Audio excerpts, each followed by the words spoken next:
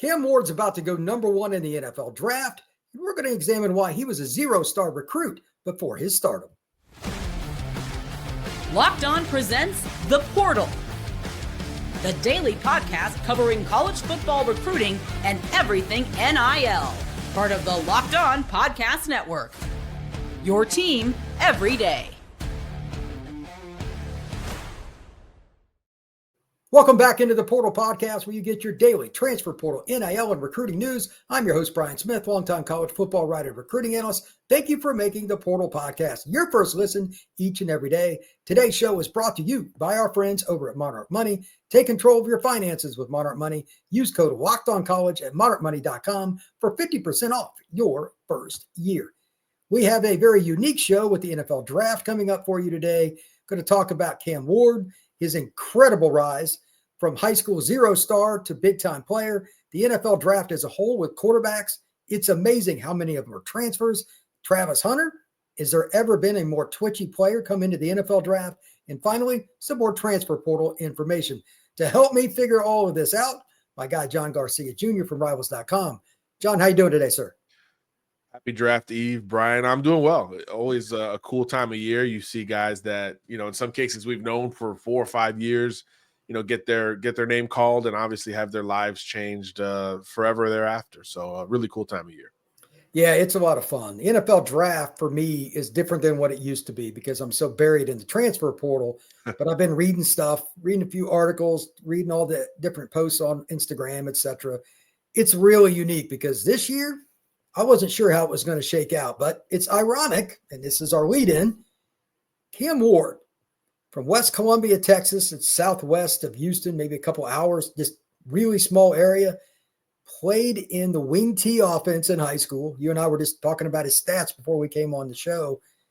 There's no way to predict somebody having the meteoric rise that Cam Ward did. And for those that don't know, he played at Incarnate Word for 2 years. That's in San Antonio. FCS level, I think. I don't even know if it's that high. Then transfers to Washington State, then transfers to Miami. So he hit every rock along the way to get to the point where he's going to be the first pick in the NFL Draft. Could you remember anything like this before that you can recall? Certainly not at the quarterback position. I think that's, we see anomalies all the time. Skill guys, JUCO guys who were late bloomers physically, who developed later in their adolescence. You think of a J.J. Watt, who was kind of a skinny tight end coming out of high school, and then he blossoms into, a Hall of Fame level defensive lineman, a guy who was a walk-on, right? So those guys who just physically blossom, we see that kind of year in, year out, and I think this year is no exception. But at quarterback, it's such a heralded position, obviously, and it's such a position of recognition to where sleepers and guys who are truly under the radar sort of don't exist, because one way or another, they're going to break out. They're going to get that media run, whether it's from colleges, right? The programs that have the big scouting departments that do their due diligence, that hit the road, they're watching video with a huge staff all day. Their job is to go find those diamonds in the rough. Didn't happen, right? And then you got the media side, right? The recruiting outlets, Rivals, etc. What do we do? Well, it's camps, it's scholarship offers, it's so many things that push you to notoriety. Production at the quarterback position didn't happen because there wasn't much production, right? You mentioned the wing T offense. Get this, as a junior and senior combined, Brian, Cam did not throw for 2,000 yards or 20 touchdowns. It was very much a balanced attack. And for reference, the top quarterbacks in this class, you think of Jared Curtis, you think of a Dia Bell, you think of some of these 2026 recruits that are lighting it up. I mean, they're throwing for, 2,000-3,000 yards a season with relative ease, and the touchdown numbers go crazier than that. I think Bo Bentley scored 60-plus touchdowns as a junior in the same state of Texas that Cam Ward came from. But Cam was on a successful wing T offense. You mentioned the small town. And here's the main thing. If we miss as an industry, a small industry, a small media industry, it's one thing. But for every Division I college to miss, and for nearly every FCS college to miss, because that Incarnate Word, as far as my understanding, that offer came at the very last minute, right before National Signing Day. So for literally, quite literally, hundreds of college programs to miss on this kid at the quarterback position, for him to eventually 5 years later become the number one draft pick. I mean, that story is as unique as it gets. It's like you've got to, it's collusion to try to miss this badly, right? So I think this is an albatross. I think this is a once in a decade type of path towards the number one pick. Again, usually at the quarterback position, you're not a sleeper to some group of people. But in this case, Cam Ward was a sleeper to every single group of people, body of work that has football scouting in their job title or as a job requirement. Every single group at every level missed, including the local media in San Antonio. It's not like he was all state or anything like that. He had more basketball accolades as a 20-point a game scorer than he did as a football player. So even the hyper local media that actually watched Cam Ward didn't think he was going to become something like this. So this is just one of those unique stories that is probably a movie script. I don't know if it's in development right now, but I would imagine that's something that, Hollywood would listen to, because it just doesn't exist in this modern internet, social media, information era. Yeah, Cam Ward's a great story. It's one of the reasons the draft is so unique. And again, this is on steroids for what it's about, but there's always somebody. But this year, again, it's quarterback. And unless something changes, he's going to go number one. And he played in a freaking wing T offense in high school.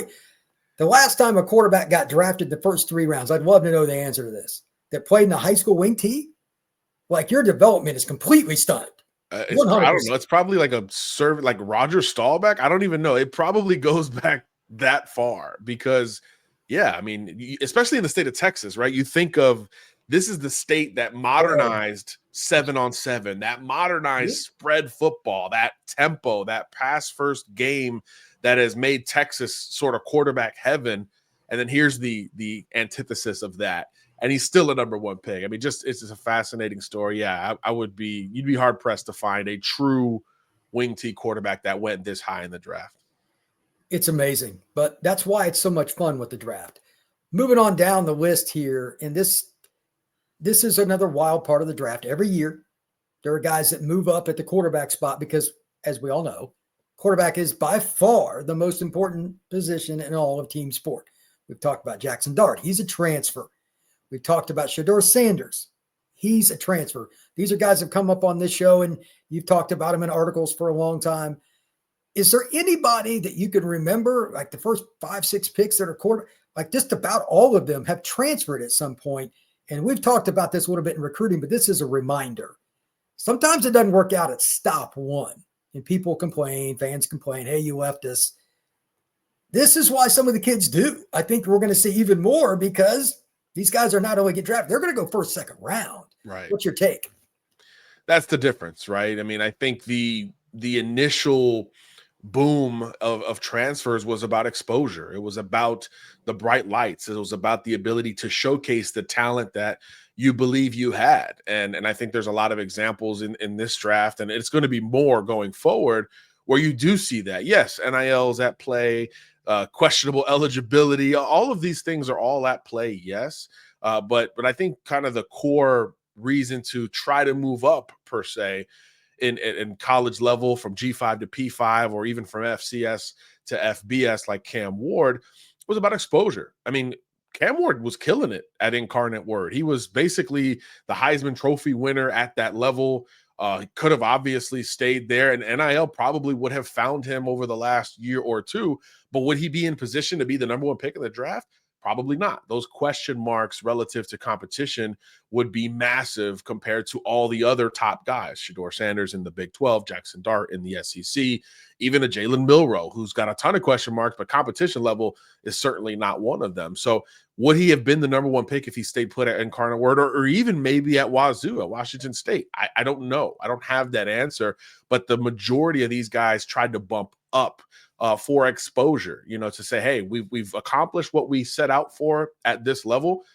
Let's try it at the next level. I mean, you go back years and you see this as a constant. I think of a guy like Jared Verse immediately pops into my head from Albany State going up to Florida State, and he becomes a first rounder and nearly won Defensive Rookie of the Year. And then in this draft, as you mentioned, there's a bunch of guys who were at a lower level who bumped up, and that exposure paid off. And now they're certified, locks for the first round. Trey Amos at Ole Miss was at Louisiana Lafayette. The Barton kid who's from Oregon was at Michigan State. He had his blow up and was maybe the best defensive lineman on and a loaded D line at Oregon. He's going to end up in the first round. You mentioned the quarterbacks. I mean, those are pretty obvious at this point. Shedeur Sanders, like Cam Ward, FCS up to the FBS level and maybe looked better at Colorado than we had seen previously at Jackson State. So I think that jump of exposure is still a core reason why these guys are making these portal moves. And it's, again, I know NIL is a big part of the show. It's another reason why the NIL numbers go so high, because now there are dozens and dozens of examples of guys who made that jump up successfully, and they still found their way into the first round. And that type of marketability is really, priceless, for a lot of these universities, especially those, who are, going to attach themselves to one of these early round or first round selections. So yeah, I think the portal group, it's probably a third of the first round that's expected to go on Thursday night. Most of those guys made the jump up from a smaller rank. The Ohio State offensive lineman, Josh Simmons, was a San Diego State guy initially, so all of those stories do add up to this trend not slowing down anytime soon. Yes, NIL is a huge part, but at the core level, exposure and that ability to try to sustain or exceed that success rate at a higher level, it resonates. And it's still a big reason why a lot of these guys make moves. I mean, if Matthew Golden stayed at Houston versus going to Texas, is he a no doubt first rounder and maybe the wide receiver one off the board? We can't answer that. We don't think so, but it's not 100%. So I think even going, from an exposure level that's very good in Houston and a big media market to the top level at Texas, SEC, all of that, and in a playoff run scenario, even that small of a quote unquote jump can move mountains relative to your draft stock. Of course, a 4.2 40 at the combine helps. And he would have had that maybe if he was coming from Houston anyway, but doing so at such a high level at Texas, such a national stage, even a jump up from Houston, even a perceived small jump like that could still, move a lot of weight. And obviously that's what we're seeing in this draft. And that's going to be a trend you'd have to expect going forward. I think you're on mute, my guy. My bad. Next, I want to talk about Shedeur Sanders. It's interesting with him because he's obviously transferred. His dad's famous. It's unbelievable what he's been through. Why has he gone up and down depending on the mock draft? That is next here on the Portal Podcast. Even check your bank account and wonder, where did all my money go? Between dining out, online shopping, and entertainment, it's easy to lose track. That's where Moderate Money comes in, your personal CFO, giving you full visibility and control over your finances. Moderate Money isn't just a budgeting app, it's a complete financial command center. You can track your accounts, investments, and spending in one place, so you stop just managing your money and start building your wealth. The best part about it, instead of juggling all the apps that you're using to figure out what's going on with your finances, Moderate Money can help you do that in one place. You can also do that with your partner. Instead of having multiple accounts in multiple places to learn what's going on, you can do it with Moderate Money. Take control of your finances with Moderate Money. Use code LOCKEDONCollege at moderatemoney.com for 50% off your first year. That's moderatemoney.com, code LOCKEDONCollege for half off your first year. Shedeur Sanders is a very unique football player, one that it was hard to project what was going to happen because he followed his father, Deion Sanders, to Jackson State, transfers, plays 2 years at Colorado.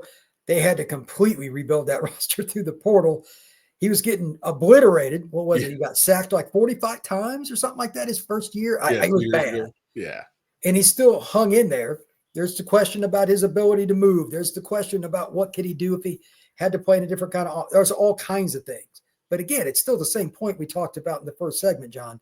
A transfer quarterback who has made it. There's no doubting that he is incredibly accurate. And he's also a big play guy. He can be clutch. What's your take on the whole transfer situation? And again, I know you're going to follow your dad. Well, what's your take on him playing not at even the P4 level or G5, but he was at Jackson State and then going to Colorado and tearing it up? Yeah, I mean, if there's anyone who's going to bet on themselves, it's probably a Sanders, and that was something we saw right out of the gates. I think he was committed to FAU and maybe Lane Kiffin coming out of high school, and then he made the move to Jackson State when his dad got the job, understandably so.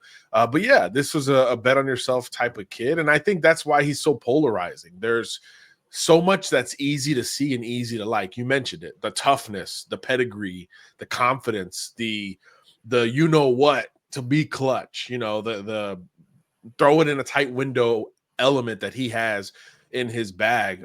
Those are sort of undeniable pros when you're looking at Sanders, but not the biggest guy, not the most mobile guy. The offense, yes, he led the nation in completion percentage, but a lot of those throws were at or near the line of scrimmage. And you could counter argue and say, hey, well, if you've got Travis Hunter and Wester and all these other guys that are incredibly fast, Horn Jr., yeah, I'm throwing a lot of bubble screens too, because I want to get the ball in the playmaker's hands, especially when the offensive line is not up to snuff, which is something that, again, was very evident over the last couple of years. So you can play both sides of that coin, but I think stylistically, he's a point guard. And that's something that isn't for everyone. If you look at, the best NFL teams, if you look at the Super Bowl winners over the last 5-10 years or so, there's a lot of gunslinger, and then there's a lot of true dual threat. Obviously Jalen Hurts is the reigning Super Bowl champion. Patrick Mahomes redefined the position. You go even to a Joe Burrow type, there's a lot of movement skills. Josh Allen, the guys who are considered the very best or close, a lot of movement skills and a lot of, I can get this thing going with will just as much as I can with my arm. And that's really where I think where Cam Ward has been the obvious choice over Shedeur Sanders. That's the main reason. And it's probably part of the reason why Jackson Dart is getting this late push of hype and momentum, because he's shown he can tote the rock a little bit too. So I think those detractors are also clear relative to Shedeur Sanders, but there's still a place clearly for that point guard, ball distribution, high completion percentage quarterback. I mean, Kirk Cousins is like a top 5 richest quarterback in the history of the world because of this and the sustainability and toughness he's shown over a long period of time with this style. Now, Shedeur is a little bit more mobile and probably more polished coming out than a Kirk Cousins, but that competitiveness, that toughness, that consistency, that accuracy still resonates in a pass-first NFL. So I think it'll probably keep Shedeur in that first round, but you could also understand why Ward is clearly the pick over him relative to the NFL, and why, Jackson Dart, even a Jalen Milroe are guys that are sort of creeping up and closing the gap there, because at a minimum, they can really go get it with their legs in a tough, SEC type of environment. So that's the one thing Shedeur doesn't have. But he's kind of proven everyone wrong at every single level. There might have not been a player with more pressure or expectation on him, than Shedeur that first year at Colorado. I think Arch Manning this year will probably take that mantle, but he handled it incredibly well. No drama, no controversy, big wins, national spotlight, and obviously Sanders family knows how to embrace that, but you still got to go out there and do it. So I do think there's a lot of pros to Shedeur Sanders, and he'll have a fascinating and probably long NFL career, because everyone needs, at the end of the day, a smart, accurate, tough quarterback, and he's obviously those things. There was a guy that he had at Colorado that was pretty twitchy, that was pretty athletic, might have played both ways, might be the second pick in the draft. Travis Hunter. You and I had the pleasure of seeing him play in high school. I remember videoing him at a 7-on-7 tournament from like 5 feet away, and it was comical. Yeah, what he did to kids.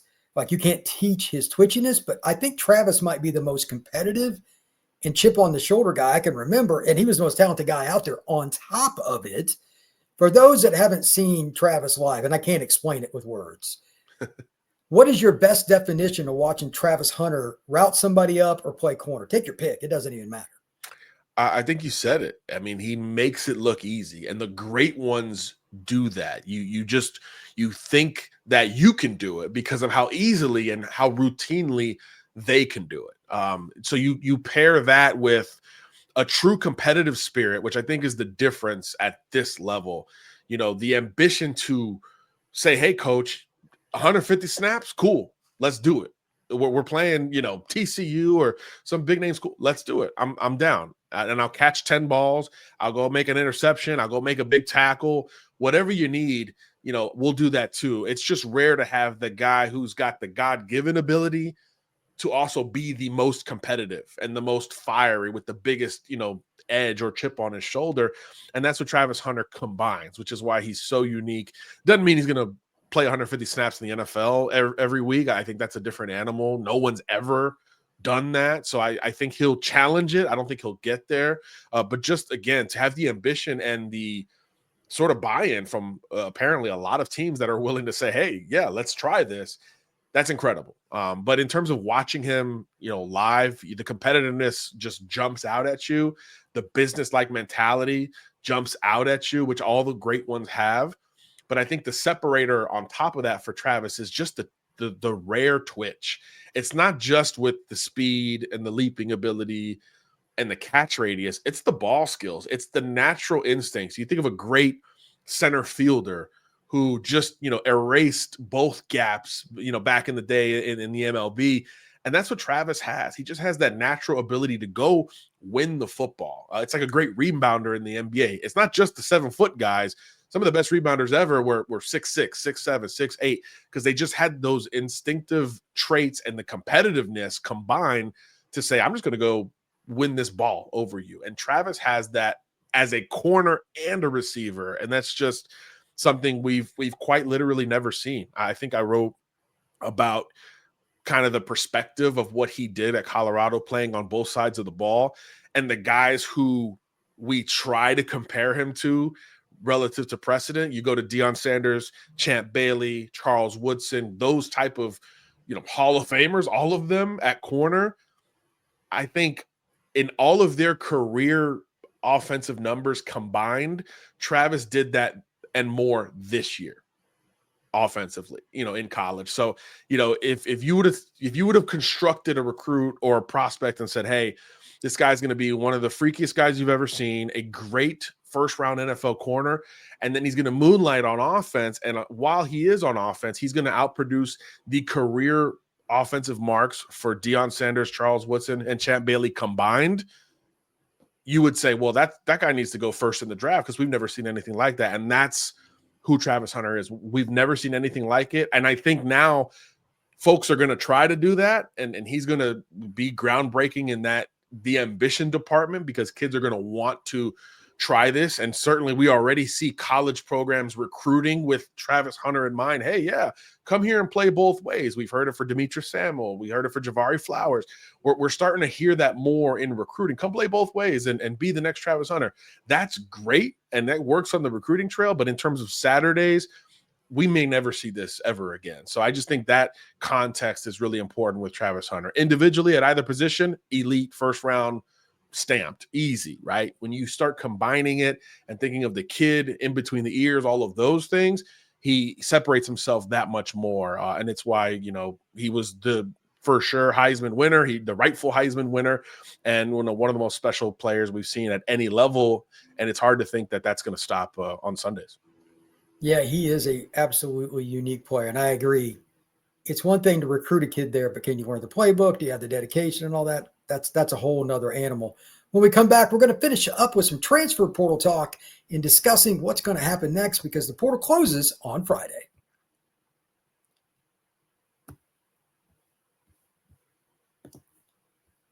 John, we have the end of the portal coming our way. There are a lot of schools that have made some moves, but the schools that you and I follow the closest, Bama, Texas, Michigan, those kinds of programs, they've had more guys enter than they've had added. Part of that is getting down to the 105 scholarship limit, and that's a whole nother animal. That's a whole show on how the NCAA is changing that, and that's confusing enough. But for those that don't know, you have to get in the portal by Friday, but you can pick your school. Right. It's kind of open-ended. Like we like recruiting because we know when signing day is. It makes it a lot easier for us. With the portal, I could call you at 3 p.m. on a Tuesday and some guy just made a decision. And you're like, what? It's just the way it works. Which schools do you think need to add something to make a run? Like Texas has already started. They're the one that they're not waiting around. They just got Murad Watson from Syracuse, a big D tackle. But which schools do you think are going to try to make a run at some guys to get up in that Texas category? Yeah, it's a great question. And first of all, yeah, guys from the winter portal are still in the portal, right? I was looking at Stanford's roster, and that's its own podcast as well with all the changes there. They've got guys who jumped in the winter portal that haven't yet come out of it. So yeah, there's a lot of fascination with the timelines in the portal. But yeah, the Blue Bloods are jockeying for position, and there are certain programs that have made real impressions in the portal. I think both at the very top end, you mentioned Texas. I think Miami is trying to do so.